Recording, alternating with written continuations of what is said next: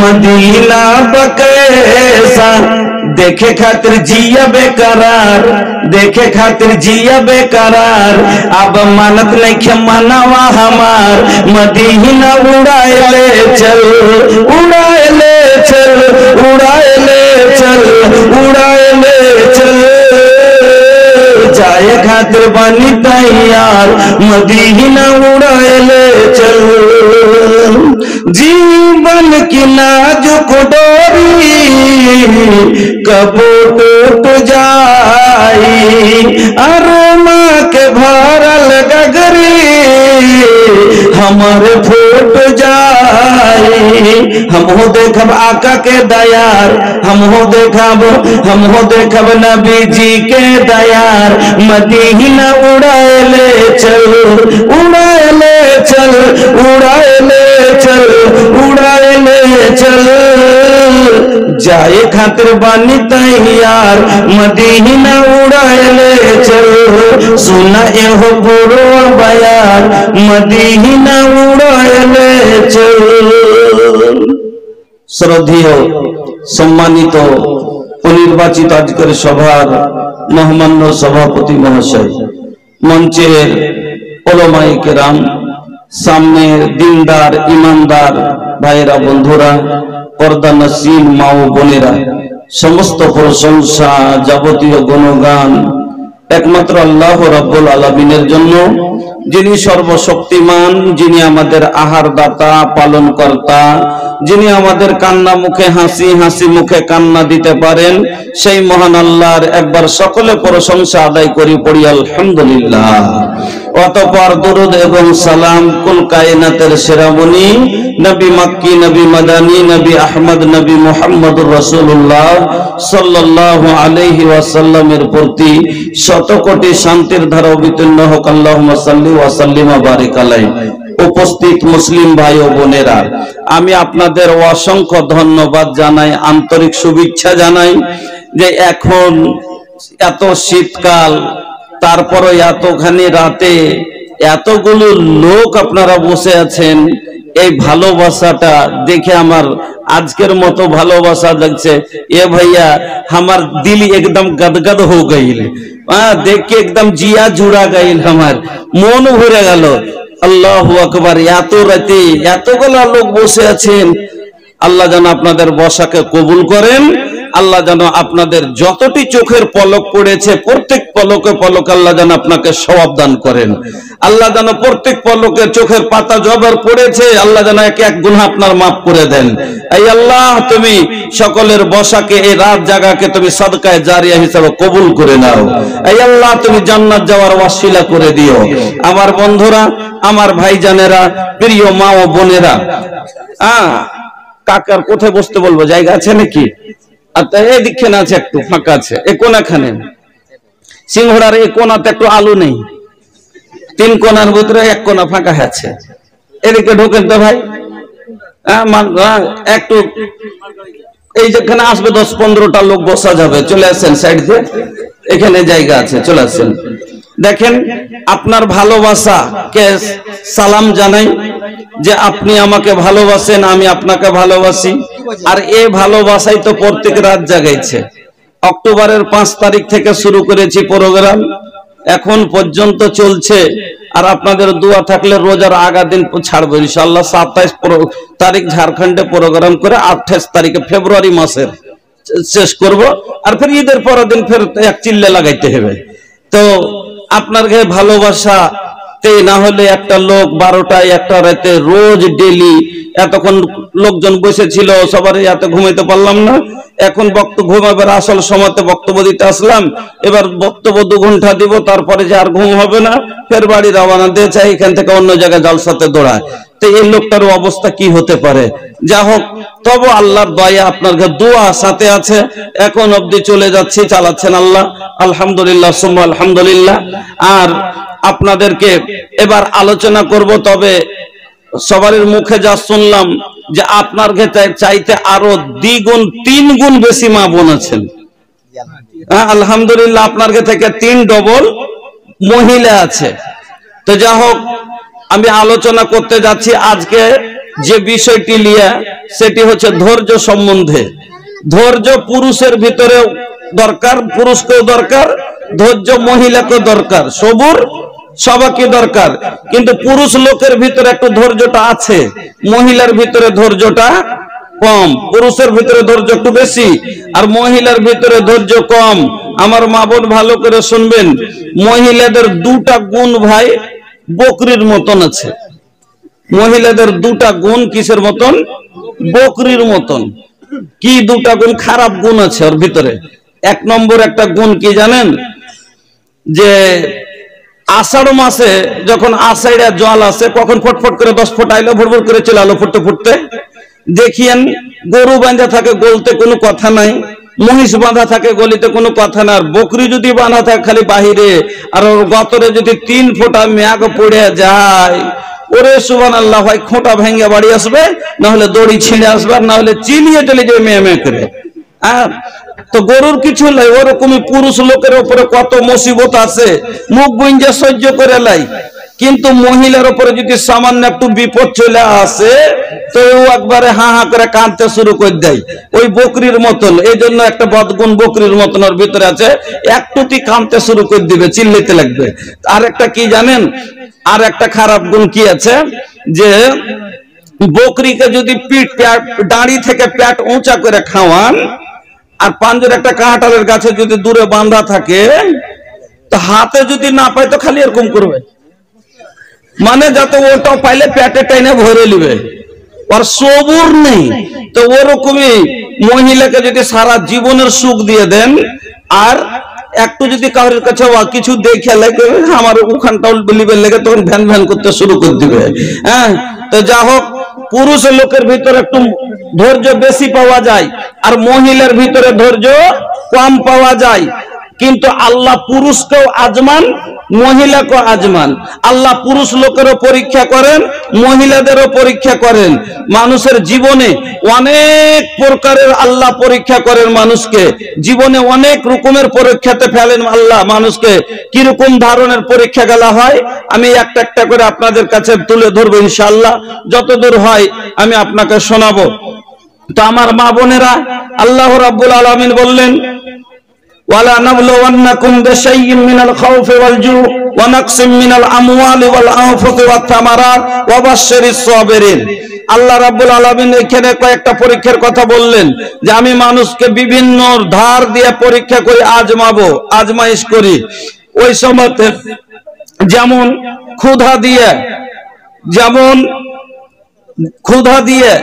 ভয় দিয়ে, ফসল মেরে এবং শারীরিক অসুবিধা দিয়ে আমি আল্লাহ তাকে পরীক্ষা করি।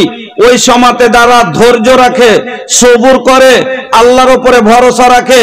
আল্লাহ রাব্বুল আলামিন বলছেন, ইন্নাল্লাহ ওয়া বাশশিরিস সাবিরিন, তাদেরকে সুসংবাদ দিয়ে দাও, তাদেরকে বলে জানিয়ে দাও কি সুসংবাদ? ইন্নাল্লাহা মাআস সাবিরিন, আমি আল্লাহ ধৈর্যকারীর সাথে রয়েছি। আর যার সাথে আল্লাহ হয়ে যাবে, আর তার কোন জিনিসের অসুবিধা আছে কি? এখন যদি একটা লোকের সাথে মোদি খাড়ে হয়ে যায়, বলে একটা লোকের সাথ দিয়ে দেয় মোদি, তো ওই লোকটার আর কোন জিনিসের অভাব থাকবে গো? ওর সাথী হয়ে গেছে মোদি, মানে এত প্রিয়, ওর সাথে ভালোবাসা লাগিয়েছে, আর ও কুড়ে ঘরে থাকতে দিবে? ওকে দিবে না। তো আল্লাহর সাথে যার সম্পর্ক হয়ে যাবে, আল্লাহ যার সাথে হবে, তার আর কোন জিনিসের অসুবিধা আছে নাই। তো আল্লাহ রাব্বুল আলামিন মানুষকে বিভিন্ন ধার দিয়ে পরীক্ষা করেন। ওই সময়তে আমরা ধৈর্য রাখতে পারি না। অনেক মানুষ করি কি, আল্লাহকে গাল পর্যন্ত দিয়ে দিই, অধৈর্য হয়ে। মহিলারা আল্লাহকে গাল দেয়, অধৈর্য হয়ে আমরাও আল্লাহকে গাল দিয়ে দিই। বলবেন আমরা দিই না। আল্লাহ বলছেন কি, আমার বান্দা আমাকে কষ্ট দেয়। কি দিয়ে কষ্ট দেয়? না তো গাল দিয়ে কষ্ট দেয়। কেমন করে? বলবেন যে কই, আমরা তো আল্লাহকে গালি দিই না, দেয় না। আপনাকে দেখাচ্ছি কেমন করে গালি দেয়। চৈত্র বৈশাখ মাস, চৈত্র বৈশাখ মাস হলো রোদের মাস, আষাঢ় শ্রাবণ হলো মেঘের মাস, আপনারা জানেন সবাই। এবার চৈত মাস বৈশাখ মাসে ধান উষা ভাপা করে, মা বোনেরা ধান সিদ্ধ করে। আষাঢ় মাসে বৃষ্টির জন্য করে না। ও আমার বহিন গেছে চৈত বৈশাখ মাসে মার বাড়ি বেড়াইতে, আর আষাঢ় মাসে আল কুটিয়ে ও ধান উছলছে। এবার ও যে ধান উছলছে যেমনি রোদে দিচ্ছে খালি ফুরফুর করে, নিয়মই আছে আষাঢ় মাসে ফুরফুর করে বৃষ্টি আসবে, চলে আসছে, এই তুলছে এই ফেলছে, এই তুলছে ফের মেঘ চলে আসছে। আর একবার তখন কইছে কি গায়েব করা মেঘের লেগে লাগছে, জি ওইটা গেল, বলে না বলেন এরকম কথা। আল্লাহ রাব্বুল আলামিন বলেন লা তাসুবুদ্দাহার, তোমরা জামানাকে গালি দিও না, তোমরা মেঘকে গালি দিও না, তোমরা সেলা বৃষ্টিকে গালি দিও না, তোমরা ঝড়কে গালি দিও না, রৌদ্রকে গালি দিও না, রাতকে গালি দিও না, দিনকে গালি দিও না। কেন? আল্লাহ রাব্বুল আলামিন বলেন আনাদ-দাহরু, আমি হলাম জামানা।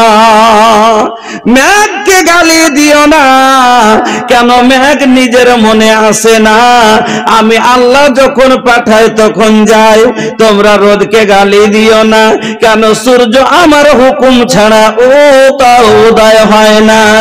সেলা বৃষ্টি আকাশের পাথর, ধান লাগাল ছিল বাপজিহার 4 বিঘার, খালি ধান আর লাল হয়ে আসছে। আর আসমানি সেলা বৃষ্টি পাথরে মেঘ হয়েছে, ধানের একবারে মানে গুষ্টি কিলিয়ে দিয়েছে, 12 4 আনা 8 আনা ঝরে গেছে।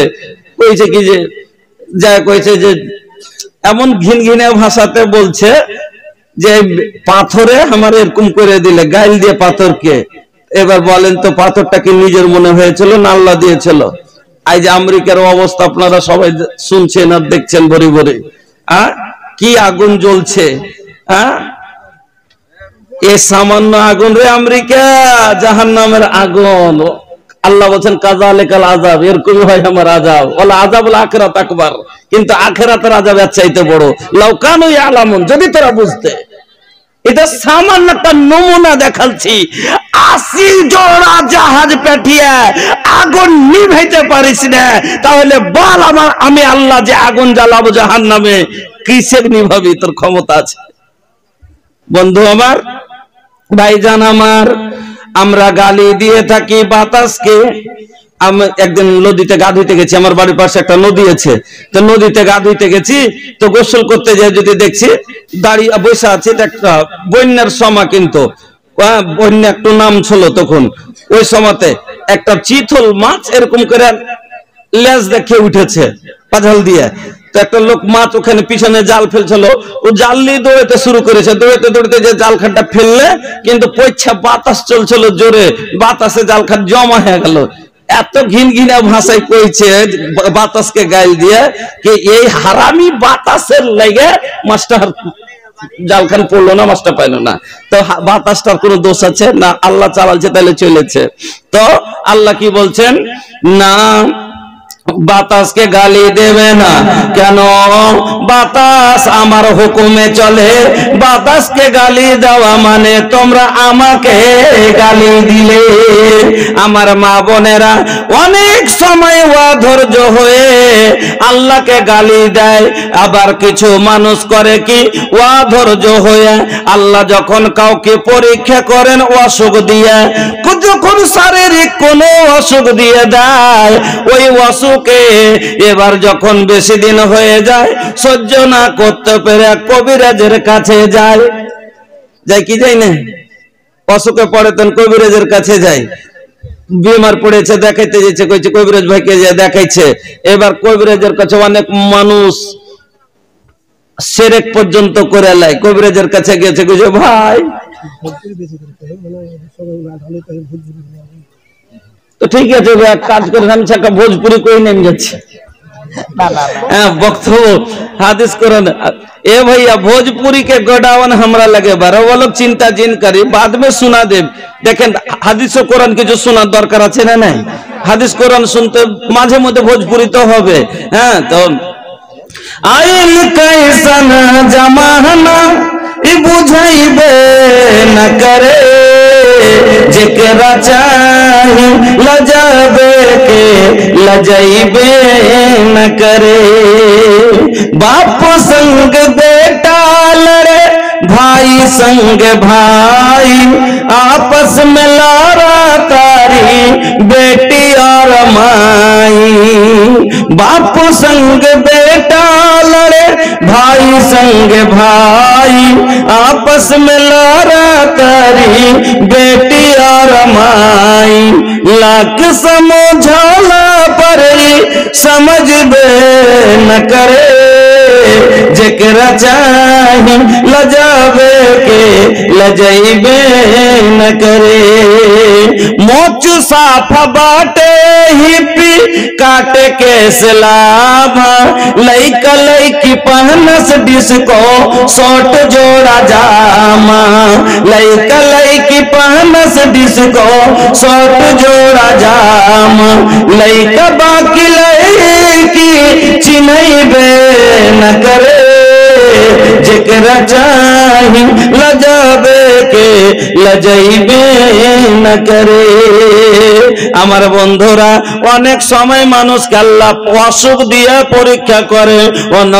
আল্লাহ রাব্বুল আলামিন অসুখ দিয়ে পরীক্ষা করেন। ওই অসুখে ধৈর্য রাখতে পারে না, অধৈর্য হয়ে অনেক মানুষ বিষ পান করে লাই, জীবন দিয়ে আত্মহত্যা করে লাই, না হলে মরণের তামান্না শুরু করে দেয়, মদ ডাকতে লাগে। এটা না শুকরে কিছুদিন বেমার হচ্ছে, মাইল ওটা কইছে আল্লাহ সবারই মরণ হয়েছে আর কেন হয়নি। ও সবারই মরণ হয়েছে, ও মরতে শুধু কি বলে মদ চাইতে শুরু করতে হবে, মতের তামান্না করতে নেই। কি বলতে হয়, আল্লাহ যদি আমার বেঁচে থাকা ভালো হয় তাহলে আল্লাহ তুমি আমাকে সুস্থ করো, আর যদি আমার জন্য মরণ ভালো হয় তাহলে তুমি আমাকে আমার ঠিকানায় নিয়ে নাও, আমাকে মরণ দিয়ে দাও। এই কথা বলতে হবে। এবার কিছু একটু কষ্ট হয়েছে, জীবনে নামাজ পড়লে না, রোজা করলে না, ভালোভাবে ইবাদত করলে না, একটু অসুখ সহ্য করতে পারেনি, মদ চাইতে শুরু করেছে। একটু অসুখ হলে এখানে মদ চেয়ে নিলা, কষ্ট হলে, কিন্তু জীবনে যে নামাজ পড়লেন না, জাহান্নামে যাওয়ার পরে তো মদ আসবে না, তখন কোনটা কি চাইবেন বলেন? তখন কি চাইবেন? তো ওঝার কাছে যায়, এমনকি মানুষ শিরক পর্যন্ত করে লাই। কিভাবে করে আমি আপনাকে দেখাচ্ছি। ওঝার কাছে গেল, অসুখ হয়ে আছে, ওঝা ডাক্তারি চিকিৎসা করছে, ভালো হয় না, আল্লাহকে পরীক্ষা করেছে। কেন আল্লাহ কি করে মানুষকে অসুখে ফেলে রেখে পরীক্ষা লাই। ওই অসুখে যদি মরণ হয়ে যায়, হাদিসটা আপনাকে শোনাচ্ছি, কি হবে লোকটা। এবার ওঝার কাছে গেছে, ওঝা সাহেব তিনটে এরকম করে হাঁক কাইটা দিলে, আর কাইটে দিয়ে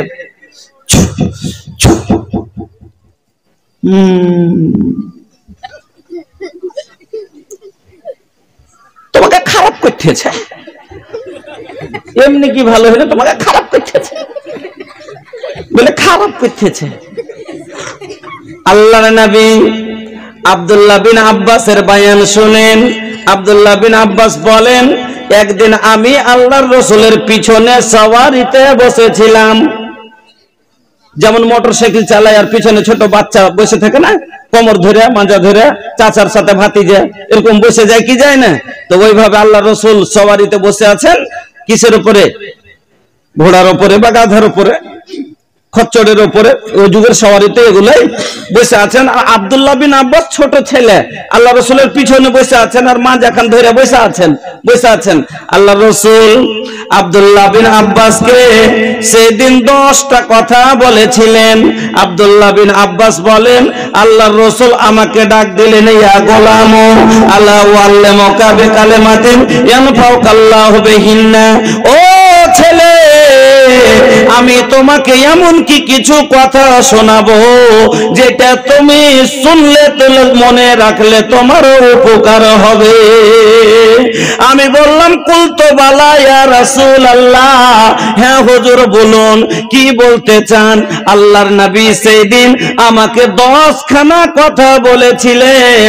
10খানা কথা বলতে গেলে সময় অনেক লাগবে, তার ভিতরে একটা কথা এটা ছিল, নবীজি বলছেন, ওয়া ফাআলাম আন্নাল উম্মাতা লাবিজতামাআত আলা আইয়ানফাউকা বিশাইইন লাম ইয়ানফাউকা ইল্লা বিশাইইন কাদ কাতাবাহুল্লাহু লাক ওয়া ইন জাতামাউ আলা আইয়াদুররুকা বিশাইইন লাম ইয়াদুররুকা ইল্লা বিশাইইন কাদ কাতাবাহুল্লাহু আলাইহি।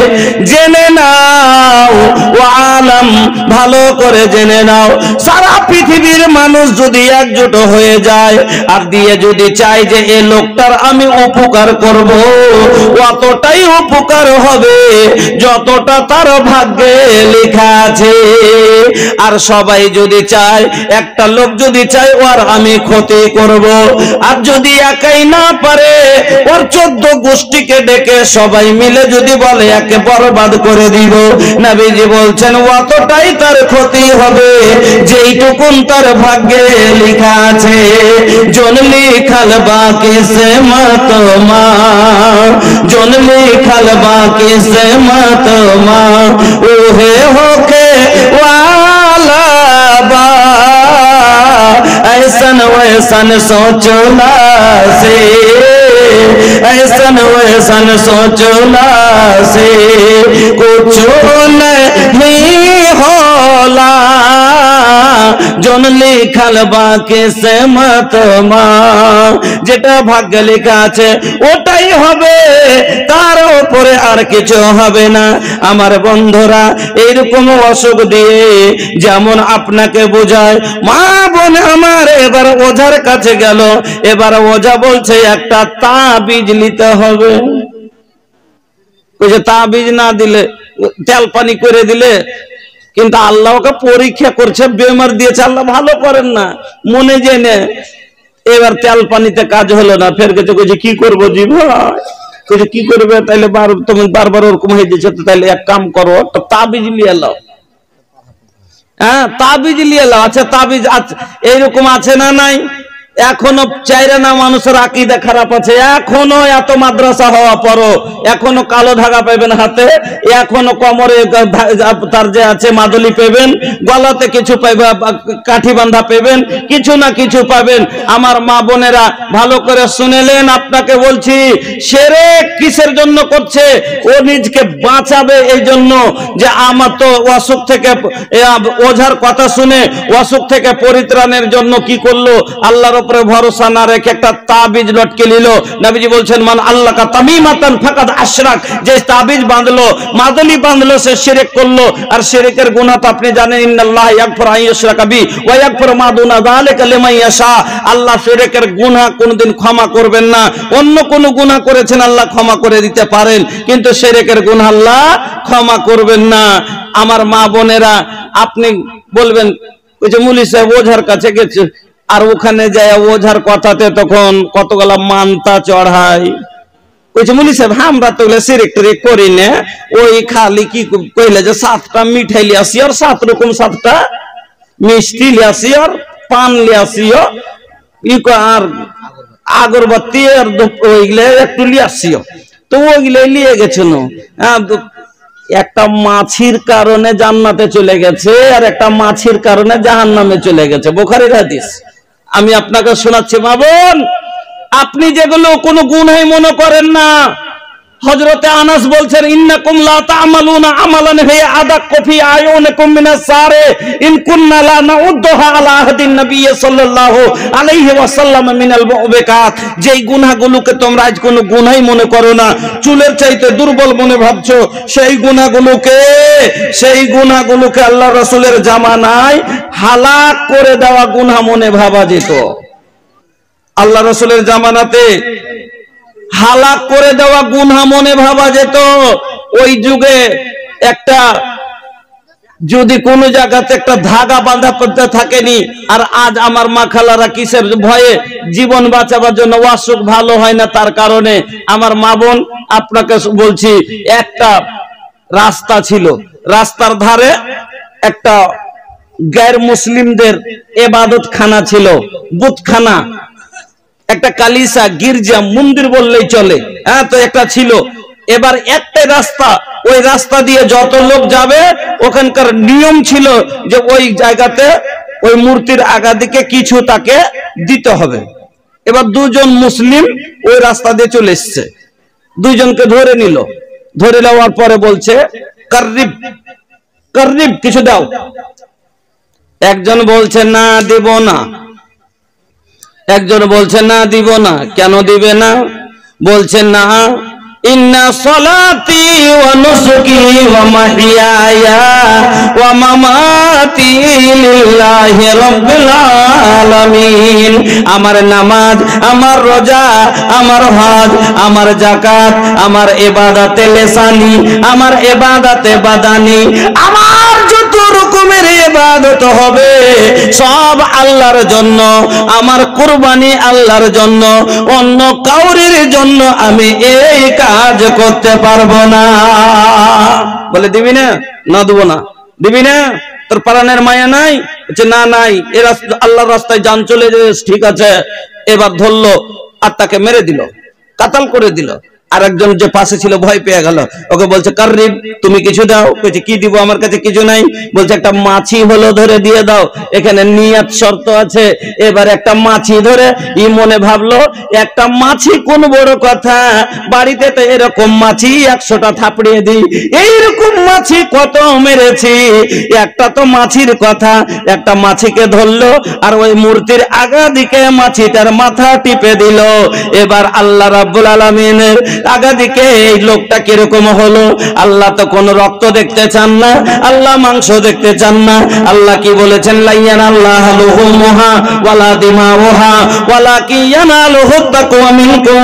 ওরে বান্দা, আমি রক্ত দেখতে চাই না, মাংস কয় কুইন্টালের আছে সেটাও দেখতে চাই না, আমি তো তোর তাকওয়া পরহেজগারি দেখতে চাই।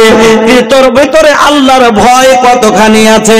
আল্লাহর ভয় না করে নিজের প্রাণের ভয় করলো। আর একটা মাছি তার কথায় শুনে কি করলো? এবার ওইখানে কাট মেরে দিল। এ কারণে লোকটাকে ছেড়ে দিল, লোকটা জাহান্নামে চলে গেল। আমার মা বোনেরা আসে বলবেন, মৌলভী সাহেব তাহলে আপনার কি করব? আমাদের কাছে যেমনি তাবিজ খুলছি অসুখ বেড়ে যাচ্ছে।